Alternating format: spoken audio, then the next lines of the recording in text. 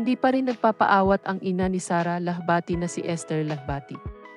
Sumasagot pa rin si Esther sa ilang komento sa Instagram post ng anak noong araw ng Pasko, December 25, 2023. Makikita sa post ni Sara na kasama niya ang mga anak nila ng estranged husband na si Richard Gutierrez, sina Zion at Kay Gutierrez.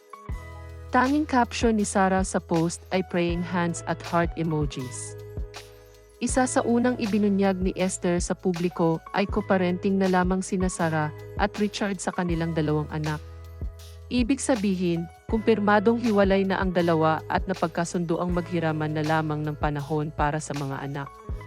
Sa comment section ng post ni Sara, isang netizen ang naghayag ng pangamba ukol sa diumano'y balak ng kampo ni Richard na ipa-test ang isang anak nila. Ayon sa netizen, bilang babae matatanggap ko siguro yung mga mali ng asawa ko, pero yung ipa-test yung anak ko kasi baka hindi daw anak ng asawa ko.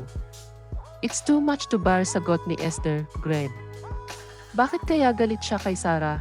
Hindi nga pinapayagan si Sara na walang bodyguard, ngayon na lang na yan, nakakalabas kasama pa kami, grabe. Sobrang seloso, tapos magpapa-DN, baka mapahiya sila. Wala namang sinagot si Sara sa mga nagkomentong netizens. Nasa buhol ang kanyang pamilya para ipagdiwang ang bagong taon. At kung bago ka pa lang sa channel ko, please pakipindot naman ang subscribe at pati na rin ang notification bell para lagi kang updated sa mga bago kong videos. Salamat!